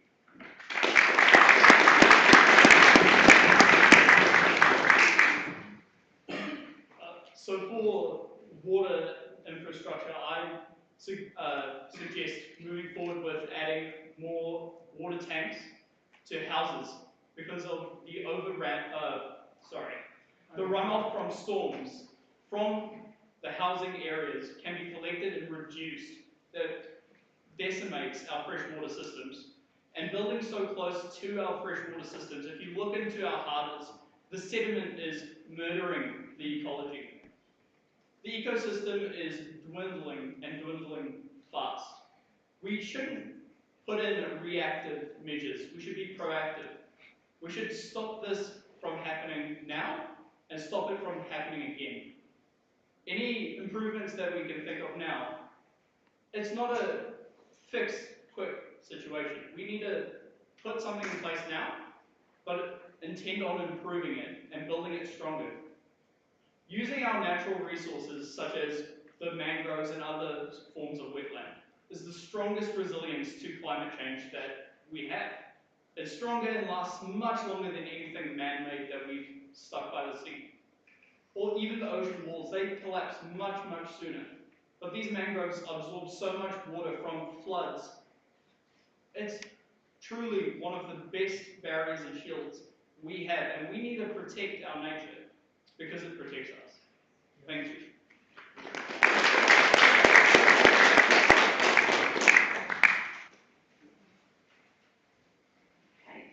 I'm going to start with the positives again and just highlight the great work that has been done with the Central Interceptor.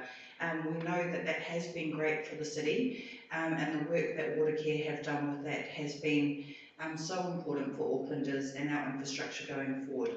There is a clear 10-year plan with Watercare to obviously address all parts of Auckland, but we know that if we did have that additional funding from central government, then we would be able to speed that process up. So obviously, I'm advocating for that 15% GST to come back to Auckland Council so that we can prioritise and get our city moving in terms of our water infrastructure. In terms of Clean Harbours program, I would look at partnering with the government to upgrade water treatment for Rodney, Kaipara and Glenbrook, protecting our beaches, oyster farms and the Hauraki Gulf. Also flood protection fast track to co-fund stormwater upgrades for streets hit by flooding and no more waiting. Look, it's a real concern and I'm glad that central government has finally given Auckland Council partnered with us to ensure that we are no longer going to build homes in floodplains.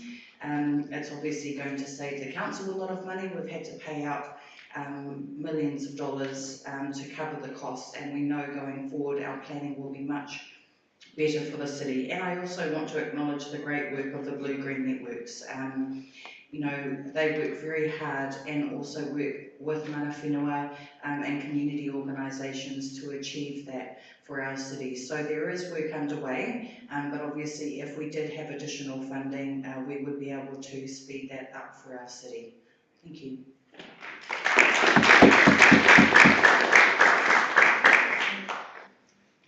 Well, voting Peter Wakeman gives you the experience of what the government has done, not only in Auckland, but in Christchurch. When you drink milk, did you realise about 1,200 to 5,000 litres of water is required to give you 1 litre of milk? And that's a dangerous possibility of nitrates when you have all these dairy cows, and in Christchurch they're worried about the nitrates in the water. And the government overthrew democracy there, and the democracy with regard to our water is you know, it's got to be accountable. And the thing that I find difficulty is how Auckland addresses water issues. And I've asked under the Official Information Act, and you'll see the responses. The Auckland Council has asked all mayoral and local council candidates for Auckland, you know, a quiz and your answers, and they'll publish those on the 1st of September. Other councils have gone for a video asking 4 questions and giving you 30 seconds to answer. Now, the thing about water is the cost of doing it. Now, friends on the North Shore who did a big development in a retirement village, what they decided to do was with their rainwater, they would collect that water and they'd use it inside their retirement village, and it actually reduces the amount they have to pay for council for carrying that water away. And the council really hasn't encouraged people to collect water, and the council seems to be based on income. So if you run a council based on income, how are you going to fund it? That is what drives all your decisions. So once again, the financial obligations, for running a city with people, bearing in mind years ago, before we had great civilization, it was 40 minutes a day to be able to live. Now, 2 incomes is not enough for some people to get by. So it's all about the money. Thank you, Peter Wakeman, Christchurch and Auckland.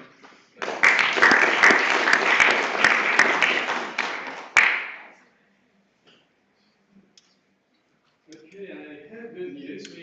What the care services have done well, so let's give credit when it's due. So we have done that 5,000 smart sensors where underground they can watch the sewage flow. Strong rains and deluge, they can see where there are blockages and how they can action plan to solve that. Recently, I think they did wells in Auckland where there was a storm and the water was rising and we stopped it. So prevention is better than cure. So I'm going to ask ourselves and ponder, we are all smart people here or just common sense, and we ask ourselves, for the 20 councillors, right, as a mayor, in 2023 when the floods came, there was no flood preventive measures. There were no flood preemptive measures until the chicken has flown the coop. Then now we have these smart sensors finally. Now I'm going to use Switzerland and Ireland and Singapore, where they already have these integrated systems 30 years ahead, especially Singapore, not because of anything, it's 5 million population, same democracy type thing and business and all that, but they have an integrated plan.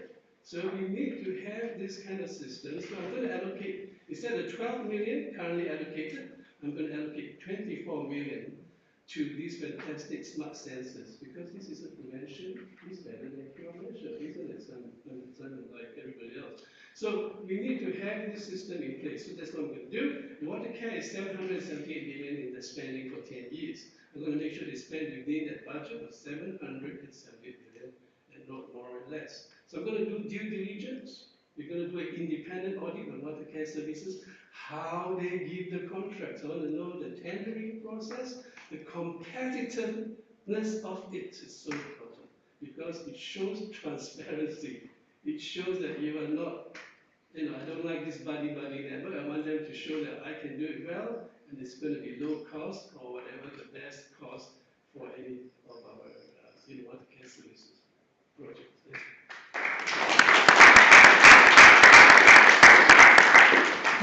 We do have some time for questions. Has anybody got a question for any of the candidates? Now, hand up straight away, thank you. Are we going to do it with the mic, or is it okay just the mic on its way? Can I ask you not to ask a question of all the candidates?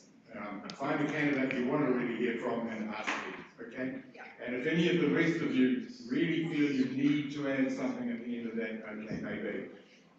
Where's the question? The question right in the middle there. I'm happy to project if it's safe. Awesome. Hi there. Well, I just wanted to firstly thank all of you for coming today. It's really awesome to see you guys advocating for yourself and to see you advocating for all of us. I'm terrible with names, so if I could please have your name again, the gentleman in the middle. Rob. Rob. Rob McNeil, Animal Justice Party. Pardon? Rob McNeil with the Animal Justice Party. Awesome, thank you, Rob. That was way easier, I could have remembered that.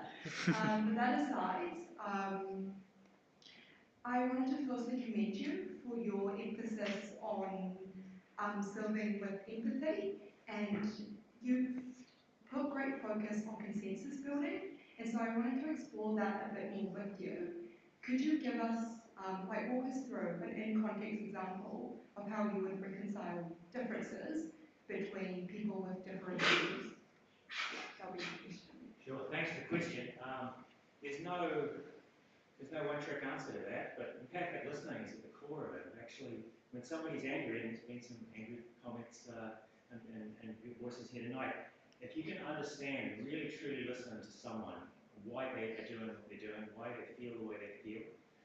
If you can understand them, then you can help them change their view if necessary, or come around to their point of view. If we listen with an open mind, and we truly listen, and we reflect back what they're trying to tell us, as we understand it, then we have a better chance of building teamwork. It doesn't have to be woo-woo.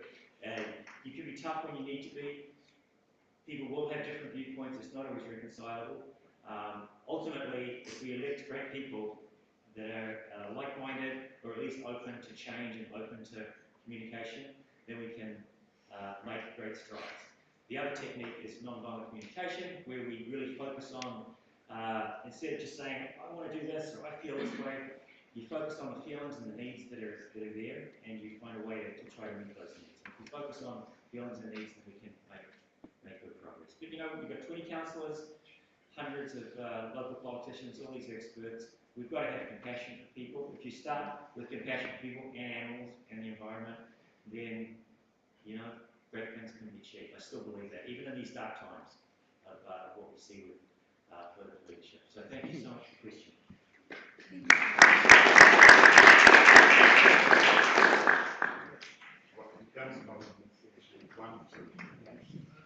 Hello, my question is going to the gentleman in Australia. You said light rail. Rail is very expensive to put in. I have a system called trackless trams, and you just look online and see it. It's rolled out all over the world. It's basically a cross between a bus and a train. We did a presentation to the council, Simon wrote about it. AT actually cancelled the trial. They just said no, and then they issued a $1 billion contract to Ritchie's for 175 buses for West Auckland and South Auckland. We could have done that for probably 300–400 million. We could fund it ourselves. It's quite simple. You can do it with ground leases, and working with the central government now with the National Infrastructure Fund. I missed something. The council can be a partner. It's called a PPP. It's simple. See, we don't need more rail, because one of the problems is that I've had with Kiwi Rail, they're not very good at their job. It's that simple. So a trackless tram runs on roads. It's a cross between a bus and a train. It's not great. It's easy to fund. Can be autonomous, which is a bit scary for New Zealanders, but we'll run them with drivers. They go both ways. I'm trying to get one from the bottom of Queen Street to go to Dominion Road and back. The funding's there. It's simple. But the problem is OT. Right. Can I answer that there? Yeah, sure. Look, hold on. No, I was just checking because last time Brown went AWOL with a public disaster. Anyway, so,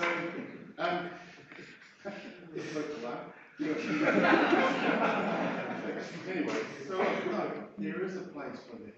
I remember when the tram, you know, those electric trams used to run along K Road and used to catch them when I was young. And there's a place for that, but I believe the place for long-range transport, this is the failure of cycle, is that you try cycling 30 or 40 kilometres in the rain, but to get back to your point, it doesn't work with cycling. I know a couple of people that got killed on the road. It's dangerous cycling, especially in South Auckland. But to move back to your point, the thing is, it is very useful. But we need to use feeder buses for the rail, but also your point, inside here, while we might have a ring system, it doesn't cover everything. When I was in London, we used to catch the underground, and then we'd still have to either use a mini cab or a bus, and your thing can help fill in with the others if it's less costly. We need to look at that. All these spaces that need to be filled. So what I say to this is, bring it along when I'm there, I promise we'll look at it. Well, it's called different modes. We have walking, cycling, buses, trackless trams, and trains. It's called modes. Thank you. We have a question down here. I think I'm probably close enough for you guys to hear me. So my question is to you, Aaron. Right. It's about housing policy. You've mentioned Singapore quite a lot, and beyond human resources, I think 3 things have allowed them to succeed as well. Yeah. One is building at scale due to the materials and resources that they have. We don't necessarily have that. B is building the same type and intense type beyond even 15 stories and above. And like people willing to live in those? And then thirdly, the fact that they are 99-year leases and that the land is owned by the government and they return to the government, and that they have the 10-year requirement to live in that flat, which dampens speculation. That's under the central government, and we can't control scale. So it seems to me that the one thing that all of you can do in the 3 to 6 years of your term is to enact Climate Change 78, which is intensification if you want to be like Singapore. But in your quick answers, you said you didn't want to do that. So I'm interested in that conversation. Okay, I like that question because I kind of was cut short with him putting up his hand, but we have 2 minutes, why not? So, actually, that's why I suggested the contextual accelerated planning, where for certain areas with high population density and population pressures and growth, like Mokiki or Tara, not much land anyway, so they have to build out. And you can do that building up 15 stories, but it must be having the urban spaces, like Simon was sharing. We need to have the green spaces, which Singapore had integrated. Now, even some parts of other parts like Taiwan, they're doing the same.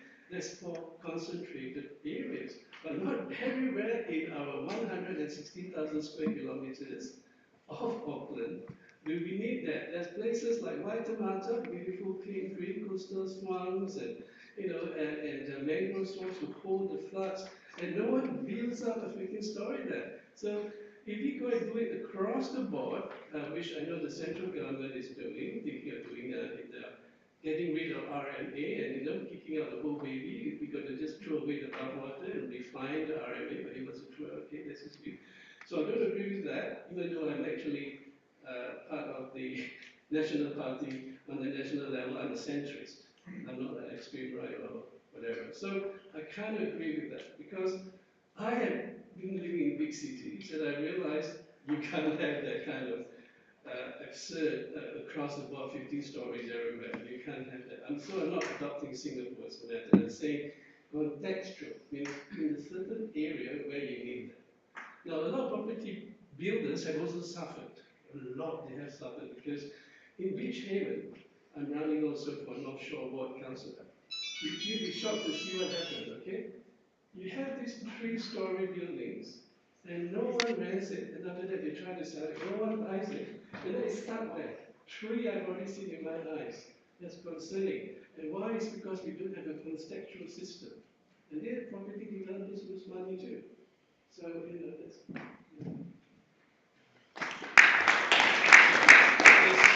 Living in Singapore, there's a lot more to it than just that. They have a compulsory savings scheme and they subsidise housing, and it depends on income. And what I'm saying, it has to be a central government thing. Now, in Christchurch, for example, the government said, you will put this here, you will put that there, and they did it, and they used all the powers, and that's why Christchurch is now sort of somewhat good in some ways and somewhat bad because you can't find the parking and the bus stops don't always stop where you want to go. But Auckland's quite good for your hospital and bus infrastructure there, but it's all about the funding. So the government, if they want to do something, whether it's war or whatever, they can make it happen, and that's what I'm saying. It's the government's ability to fund something, and without the government funding, the council books cannot compete with a government that can create money from nowhere. So the council is on the short end, it's a small person, so unless someone is bigger than the government, like a two-island mayor, we might get some results. And that's the thing, is I find it difficult to communicate with members of parliament. They're all in 3-year cycles, like they are in America for elections, and unless it's a 3-year plan to be re-elected, I don't think they're really interested in long-term plan. Takes a lot more than that. And I just find the lobbyists and everything else make it very difficult. And the biggest export from Auckland is the bank profits they make. And I think the government really is focusing on helping banks, not people.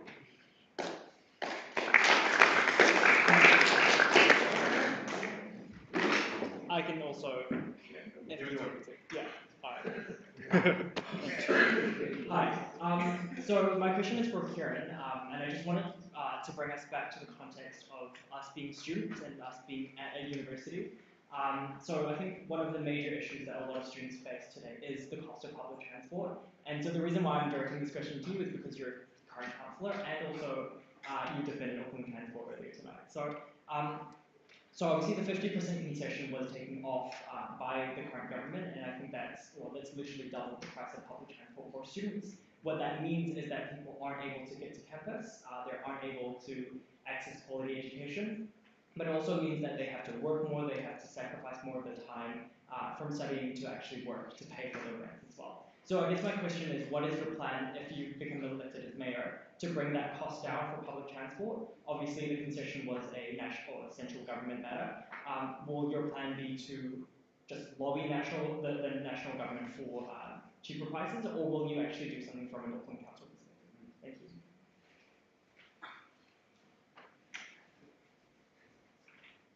you. No, thank you very much for the question. And look, I've actually had a lot of feedback about that from students who've, given me an example that if 3 students are in a car and they park at the Wilson's car park for $99 for the week, it ends up being cheaper for them to drive into the city. So I'm well aware of the concerns that have been highlighted around that, even with the $50 cap.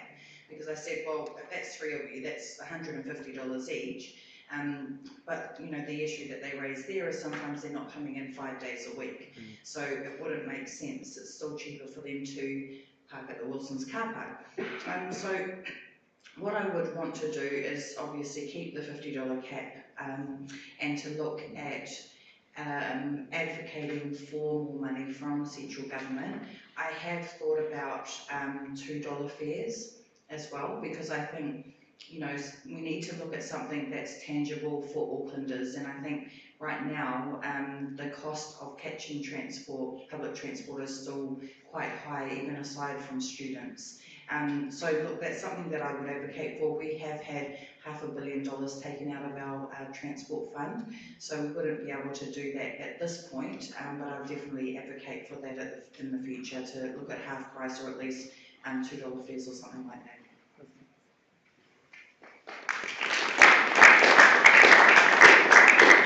My personal view is that public transport is free for the over 65 with a gold card, and they might have more savings than the students who are starting with 0 negative equity with a student loan. So I think free public transport, that's a government thing that they can do it. And I've heard people in plumbing, for example, don't want to do jobs in certain areas because the time they spend to get there is just ridiculous.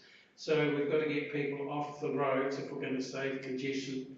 And when you look at the buses up and down New Zealand, they've all got different pay systems. Everyone's got a different system, and if it's free, it's one system, a lot cheaper to run. Can I just say something? Yeah. Look, when I was a student as well, you should be supported. The point is, you can be doing something for society and they're coming down on you and charging you all these fees. I managed to get through before they brought in all these charges and golfed it. And they do need, they look after the elderly people. I get my gold card in about 2 weeks. So they look after you to a degree, but we do need to look after our students, and we have to remember one other thing. Volume lowers prices. Make the thing actually run on time, make it work, and then more people use it, and then you don't need to actually just take money. But I think the council should support students, because you don't have a job like other workers. Right? You're not a kid supported by your parents, most of you. So the council should look at that as part of social spending, to invest in the future and invest in new people at university. Thank you.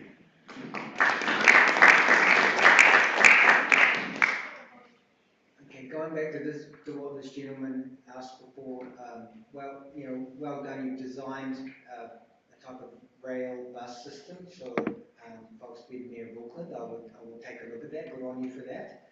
Like I said, there are a lot of issues with a bus. I wrote down a page of them. I analysed the geometry of a bus. It just went on and on. They don't even really have brakes. The passengers in the bus are unrestrained. Someone walks out, and then the bus driver can't apply the brakes because everyone else is going to get injured. There's just so many defects with a bus. I wrote down pages of them. They obstruct it on the road. When the bus stops on the side of the road, if they take away one lane, then the bus will stop to let someone off, and all the cars behind are actually stuck.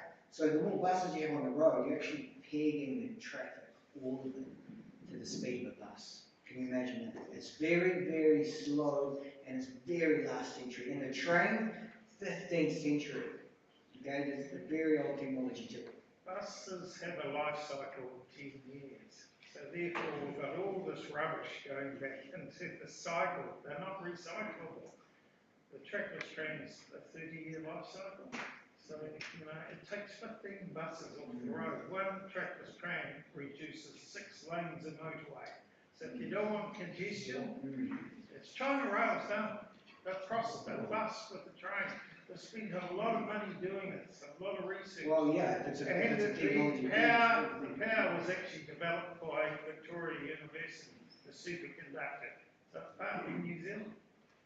Okay, we are nearing the end of the evening. You need to ask a question, or can I go for that? Can I ask it? Yeah. I can project. Kia ora, I hope you're all having a very lovely night. My question's to Karen, but I wish it would be to everyone. At the moment at the university, we're in the middle of student elections, and I think one of the big topics that hasn't been really raised tonight is engagement. The voting turnouts for the student unions are atrocious, and I think that's also the case for local government. So my question is this: what is it about local government elections that makes it so much of a turn-off for people to want to vote?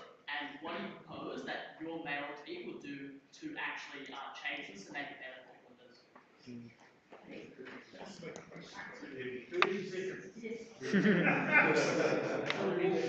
I just want to say that we did actually do a vote recently, well, it was last year, I think it was, on actually having the vote at voting booths rather than sending them out by mail, because I think that's not working for Auckland, it's not working for the country.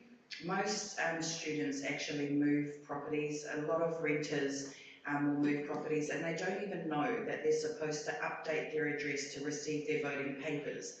And the real issue is that even through uni, you're not taught about local government elections. So I'll just wrap up by saying if I'm mayor, that I would change it to voting at the booths and put in the extra resource to do that so it's accessible for everyone.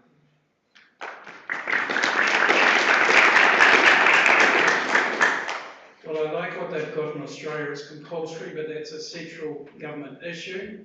And the issue is information. And a lot of people say they've given up voting because it doesn't seem to make any difference. If you look at what voting has done, National Labour, Labour introduced student loans. National followed Labour's lead. Labour introduced GST at 10%. National took it to 15%. So the Tweedledum and the Tweedledee are there to get all your money.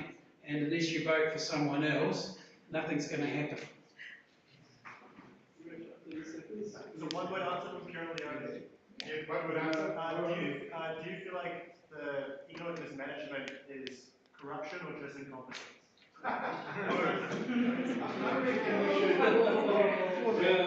Please don't interrupt our speakers. I'm going to look at that later, but give us a chance. Yes, very short. Yes.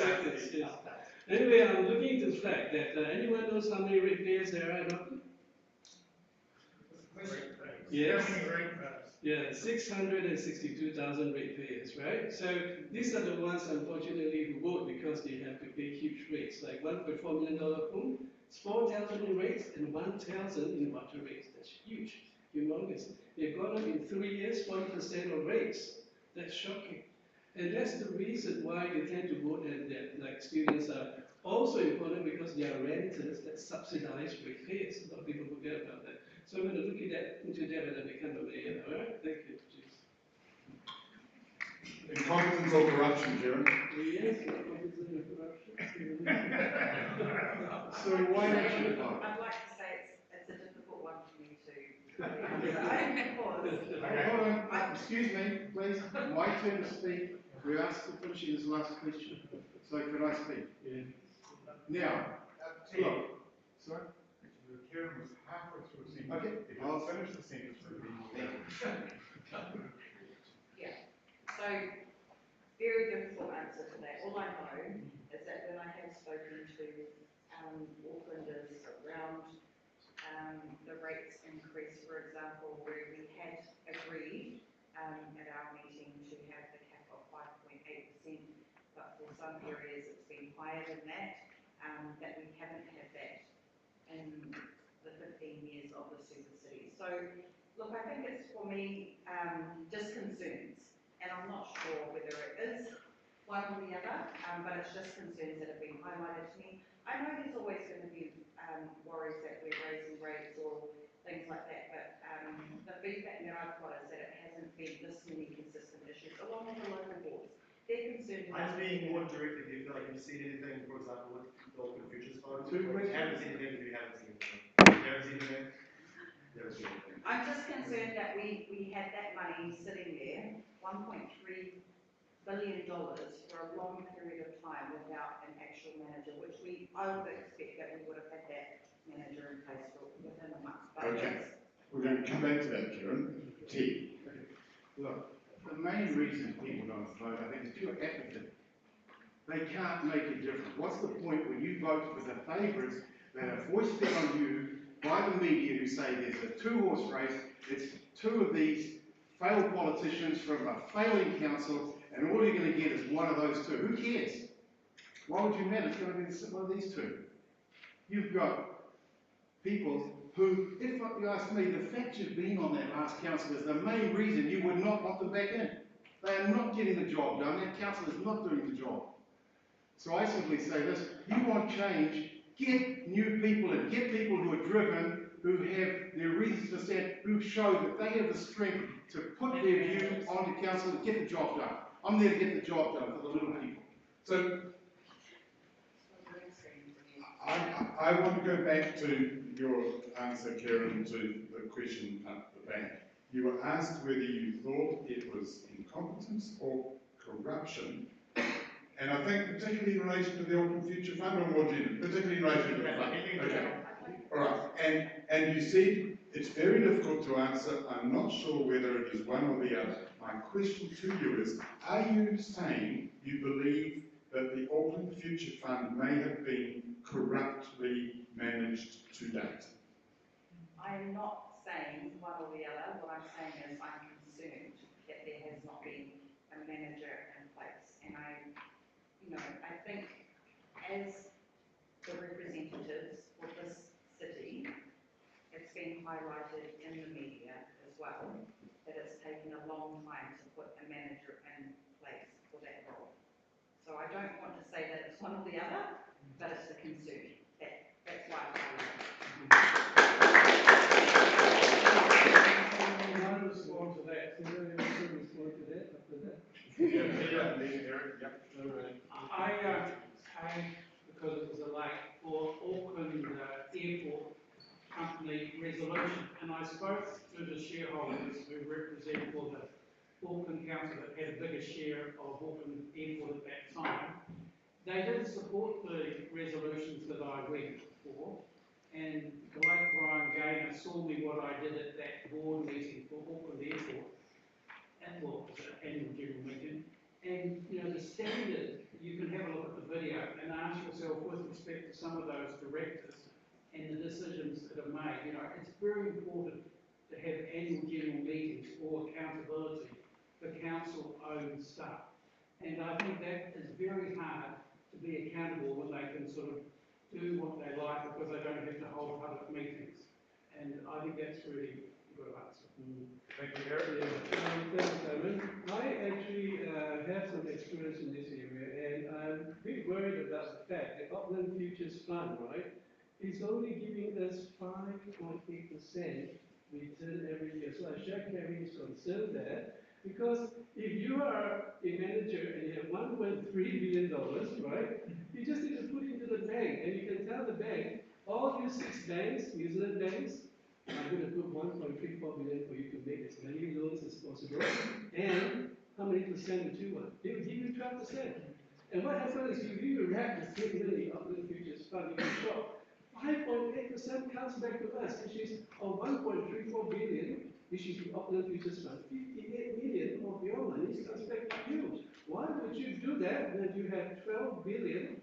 Sorry, when you have a money of 1.34 that you could actually be using, and I'm going to suggest 2 things. Biodiversity investment plan, I'm putting 200 million to grow it to 2 billion. And I'm going to put another plan, which is the same, which is like Auckland Innovation Fund. So inventions and all that created by our Bill Gates, Teslas and all that, okay? Instead of 1 billion, give it back to the ratepayers, and 1 billion divided by 662,000 is $1,500 per ratepayer. That's how I don't do it. Okay, we're going to wrap things up, and I've got just a last, I'm not even looking at the right piece of paper. A last question for each of you. It's a quick fire question. And I'm asking because I hope it'll give us a chance to get to know each of you a little bit better personally. Starting right on the end, Jason, you're standing for mayor. Why aren't you standing for a local board or even for a ward? I'm mostly standing as mayor because I believe that the mayoral role is somebody who is there to provide a vision as well as governance and deliberation. And I believe that I have a vision of ensuring that human rights isn't just a foundation as words, but can be in practice too, and to make a genuine difference when everything's being taken back by the government. Thank you. Rob, if you could change one thing about the city, what would it be? Oh, I love this city. I was born in the city. I tragically moved away for 3 months to work in Canada and stayed for 32 years, but I'm so happy with that. If I could change one thing, it would be to show leadership the way New Zealand showed leadership in areas before when we developed our social welfare system and we had leadership in giving women a vote. It would be that we could show leadership in getting along with each other and showing that social justice and sustainability are at the forefront of our efforts. The Animal Justice Party is almost 90% of women, led by women. We have the youngest ever candidate at 18 years and 2 weeks in the 2023 election. And I think when we have more young people at the table and more representation of students, then future generations can be represented adequately. So. Thank you. Ryan, if you had a choice, where in Auckland would you live and why? Not the biggest intellectual question with all the problems we got on tonight, transport and density issues, and it's not really to do with, the actual job itself to be Mayor of Auckland, which is, the sub-sciences of city maintenance, city works, city civics, and then the sub-ones under that, city ordinance, people don't turn up to vote, okay? And then directories, where's all our directories? The white, yellow pages they got out of hand. So, I'm from Kaimaraman, man. I'm pretty solid with Kai. Thank you. Ted, what's the best thing Wayne Brown ever did? I'm not going to say not to enough. In actuality, he's not great. He's good and he's good enough. He's not good enough. But what he has done is he hasn't caused the damage to the city that people have gawked at previously. So what I'm saying is I've held back because I've watched him, and he's been okay. He's been a placeholder. But if we want real changes and we want reform, which is the only way to repair the city, he's just not good enough. But he's done an okay job. Okay, that's all. Thank you. Eric, what is your favourite thing to do in Auckland and why? In Auckland, wow, there's so many. Auckland is so great. Well, I think I enjoy. I'm a foodie. I love the food here. I love Auckland food. It's just amazing. Anything from hot chili stuff to I don't know. Maori food is good too. Kiwi food is fantastic. Fish and chips. Everything.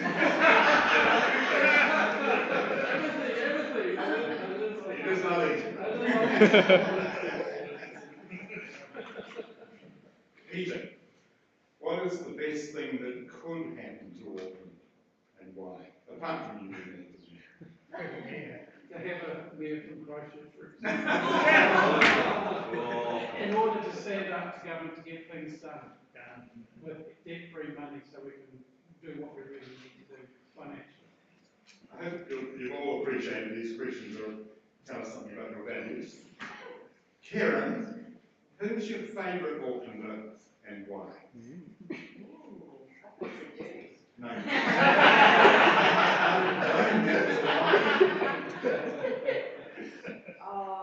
Look, I probably have to say, and well, she's not here with me now, but I have to talk about my grandmother. You know, she was an amazing woman, and she raised me with such pride. Part of my life was spent in my childhood in Mount Roskill. Very simple life, and I think she just taught me real resilience. And I'll always look back on the experiences of my grandmother, and I know, as Aucklanders, you know, I'm such a proud Kiwi. You know, when I've travelled overseas and gone to more than 60 countries, I've taken, you know, my whole country with me, and all the love and support of my family. So I have to say, my nana, always family comes first, but the pride of our city, the pride of our country, I'll always talk about the fact that we live in the most amazing and beautiful city. Thank you. Thank you everybody for turning up tonight. Thank you to the University of Auckland Debating Society for hosting this debate.